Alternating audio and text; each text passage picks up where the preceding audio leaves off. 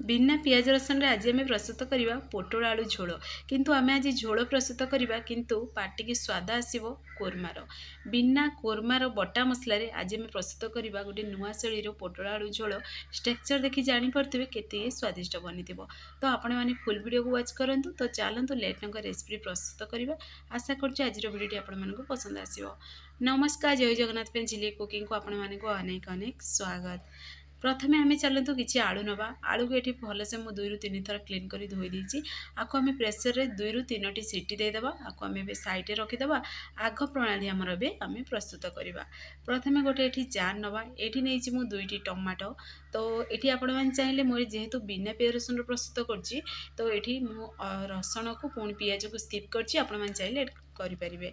तो एबे कौन करवा ना आम टमाटो को प्रथम आम ये कटिंग करदे तो जी खटा खाइबे से अनुसार टमाटो ने ये मुझे 2टी टमाटो तो देखो ये प्रोसेस रे टमाटो को आम कटिंग करवा। आपण मैंने चाहिए छोट छोट पीसेस रे टमाटो भी कटिंग करें तो ना ग्रेट करी एड करें किंतु मु बाटिक एड कर गोटे पेस्ट बनईकि तो देखो ये प्रोसेस रे आम ए टमाटो को मिक्सर ग्राइंडिंग करके रेडी करदे आपको गोटे फाइन पेस्ट बनी सारा पर आपको आम ए साइड रखीदे। तो देखो टमाटो पेस्ट बनिकी रेडी हो सारा एवं चलतु आमर आग प्रणाली आम प्रस्तुत करवा। तो देखो ये किसी मुझे पोटल नहीं पोटल को ये मुझे 2 ରୁ 3 थर धोई देती धोई सारा पोटल को कौन करवा आम ए कटिंग करवा तो आपण मानकर मन पसंद अनुसार आपण मैंने कटिंग करें। तो ये मुझे आलू को सीझेकरी बनैबी तो आपण मैंने चाहिए आलू को ये भी पोटल सहित कटिंग कर बनई पारे कंचा आलू भी प्रस्तुत करें। तो ये देखूँ ये मु पोटलर पूरा 2 पट साइड पार्ट्स गुड़ा कटिंग करदेली तापर पोटल को चांची देली पूरा ऊपर पार्ट चोपड़ा को तार बाहर करदेली पुणी थर देखो पोटल को जेहेतु मुझे छोट देसी पोटल नहीं 2 भाग विभक्त करदी आपण मैंने बड़ साइज पोटल नौ 3 ରୁ 4 भाग विभक्त करें। तो सेम प्रोसेस आम सब पोटल को कटिंग कर साइड रखीदे आ किसी नड़िया को छोट छोट पीसेस रे कटिंग करें मिक्सर ग्राइंडिंग करदे पुणी थर आम साइड रखीदे। तो गोटे करेई नवा से एड करदे आम ये रिफाइन तेल बदल में आपण मैंने सोरिष तेल भी बनई पारे और घी बटर भी बनई पारे। तो तेल को गरम हवा तेल गरम हो सारापर आम से पोटल को एड करदे पुणी से देदेबा स्वाद अनुसार अल्प टिके लुण एड करदे लुण एड करने द्वारा देखिए कुकिंग फास्ट हम जल्दी पोटल आमर ये सीझीज पुणी से आम टे सुंदर देखा अल्प टिके हलदी गुंड एड करवा कलर जमी बढ़िया देखा। तो ये कौन करवा ना आम पोटल भल से मिक्स करदे तो देखो ये प्रोसेस रे मिक्स करी पोटल को पूरा सॉफ्ट है पर्यंत आपको आम भाजवा। तो आपण मैंने जब कंचा आलू नौ यही समय कंचा आलू भी आपण मैंने ये सेम प्रोसेस रे भाजिकी बाहर करें। तो देखो धीरे धीरे पोटल आमर सॉफ्ट हवा लगे तो आपको 2 ରୁ 3 मिनट लगे भाजवाई। तो धीरे धीरे देखो कलर भी पूरा चेंज हो सारे पोटल ये आमर भाजी भी हो सारा। तो आगक आपण मानक शेयर करी जमी कोरमार टेस्ट आसो ये आम कौन एड करवा जे गोटे सिक्रेट जिनस कोरमार टेस्ट आसो आ बहुत बढ़िया गोटे स्पेशल मसला भी आम बनईकी रेडी करवा। तो आपण मैंने फुल वीडियो को वाच करूँ तो जानीपारे परफेक्टली प्रस्तुत करें। तो देखो ये पोटल आमर भाजी हो सारा गोटे आम प्लेट को बाहर करदे आपको आम भी साइड रखीदे पुणी थे से करेट ही नवा जेहेतु से तेल अच्छी तो मुझे एक्सट्रा तेल किसी भी एड करनी आपण मैंने चाहिए ये तेल जी खाया पसंद करती से अनुसार ही तेल एड करेंगे कम अधिका करें। तो ये देखो किसी गोटा मसला नहीं गोटा मसला डालचीनी नहीं चक्रफूल नहीं तेजपत्र नहीं आउ हाफ चामच मुझे जीरा नहीं आपण मैंने जब गोटा मसला पसंद एड करेंगे ना स्किप करेंगे केवल जीरा देकी भी बनई पारे। तो देखो ये मुझे 2टी सुखिला लंका एड कर सुखिला लंका ये पूरापूरी ऑप्शनल अच्छी सुखिला लंका बदल में आपण मैंने कंचा लंका भी एड करें। तो टिके आम गोटा मसला को भाजी हवा दबा सुखिला लंका भाजी हवा दबा भाजी हो सारापर ये मुझे अदा को छेचिकी एड कर तो ये देखो ये अदा को छेचिकी एड करेंगे तो देखिए बहुत स्वादिष्ट लगे ये रेसिपी। तो बाटिबा बदल में छेचिकी एड करूँ। तो देखो अदा को टिके अधिका समय आम अदा को भाजबानी केवल हल्का ही अदा को भाजे सब ना देखिए अदार टे पितालिया स्वाद आसो। तो पुणी थे आम जो टमाटो को पेस्ट बनईकी रखीदे ना से टमाटो पेस्ट को एड करदे पुणी थे आम से गिना को टे क्लीन कर पानी को एड कर दी टमाटो को सीझा दबा। तो पुणी थे ये प्रोसेस टे मिक्स करदे तो ये टे कंटिन्यू मिक्स करेंगे यही समय गैस आंच मीडियम फ्लेम रखिए। तो पुणी थे देखूँ अल्प टिके आम से गुंड मसला ऐड करवा। तो जी आपण मैंने तरकारी बनवाक चाहते से अनुसार मसला बटा टमाटो पुणी से गुंड मसला सब ऐड करेंगे। मुझे घर बेसिक मसला ही नहीं, हलदी गुंड नहीं हाफ चामच, लंका गुंड नहीं गोटे चामच, पुणी नहीं गरम मसला हाफ चामच, पुणी स्वाद अनुसार लुण ऐड कर। टमाटो ऐड कलापर जदि लुण को ऐड करदे देखिए कुकिंग फास्ट हम जल्दी टमाटी पूरा सीझीज। तो ये मुझे अधिका पानी ऐड कर देती कहीं आम से गुंड मसला ऐड कर। तो देखिए गुंड मसला पोड़बनी भी आ परफेक्टली मसला आमर कषि हो। तो ये मुझे रसुण को स्किप करछि, आपण मैंने चाहिए अदा सहित मिक्स करी रसुण को ऐड करेंगे जो समय अदा ऐड करें। तो ये आम कंटिन्यू टे मिक्स करवा भलसे कषि हे देवा। तो आपण मैंने देखिपे मसला परफेक्टली कषि सारा चारि साइड पूरा तेल देखागला माने जानदेवे दे मसला परफेक्टली कषि सारा।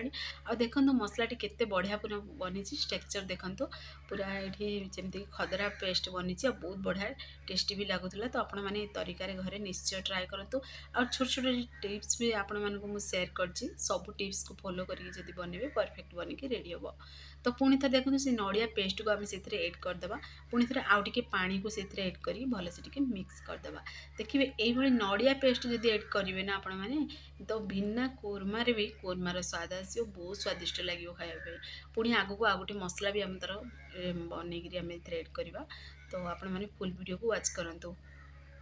तो देखो नड़िया ऐड कर सारा पर टेक्सचर पूरा पूरी झोलर पूरा बदलगला मसला टी आम जो कषि तो अलग कलर आसीगला आ पूरा पूरी देखो कोरमार ही कलर आसो बहुत स्वादिष्ट लगे खायापी। तो ये मुझे अधिका पानी देदी कहीं देखिए नड़ियाटा जेहेतु बहलिया बनईदेव पोड़ार संभावना अच्छी से भलसे जमी कषि हम से पानी टी अधिका देदी नड़िया को ऐड करने समय भी। तो एबे आमे पोटल आलू को भी से ऐड करी पुणी थे टी मसला भलसे आगे पूरा 5 मिनट पर्यंत टी कषि देवा। तो देखो स्लो आंचरे ही कषिबे कहीं जेहेतु नड़िया ऐड अच्छी टी बहलिया बन दे तरकारी की। तो से स्लो आंचरे ही कषिब। तो कषिबे ये प्रोसेस रे पूरा कंटिन्यू पूरा मिक्स करेंगे टी रही रही मिक्स करेंगे।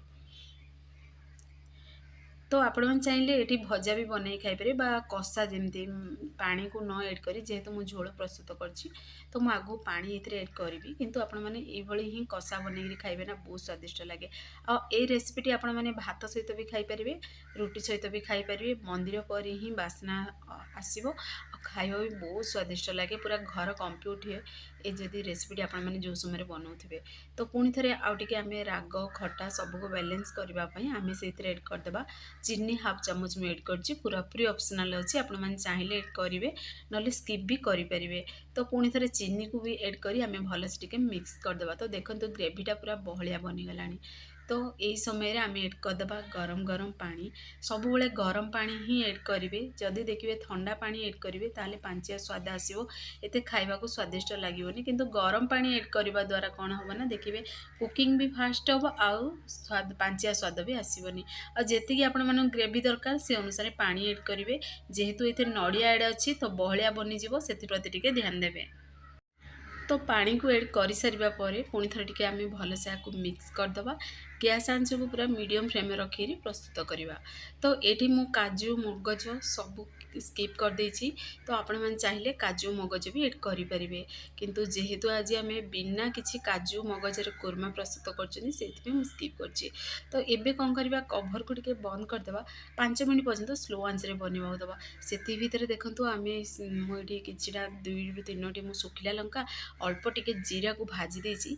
तो से भजा देखिए एमती जीरा लंका को जब भाजी गुंड करी ऐड करेंगे ना से पूरा ये झोलर पूरा स्वाद को बढ़े दे थाए बहुत स्वादिष्ट लगे आ मंदिर पर ही बास्ना आसे आ बहुत बढ़िया टेस्टी भी लगे से मंदिर स्टाइल ही कोरमा बनिकी रेडी हुए।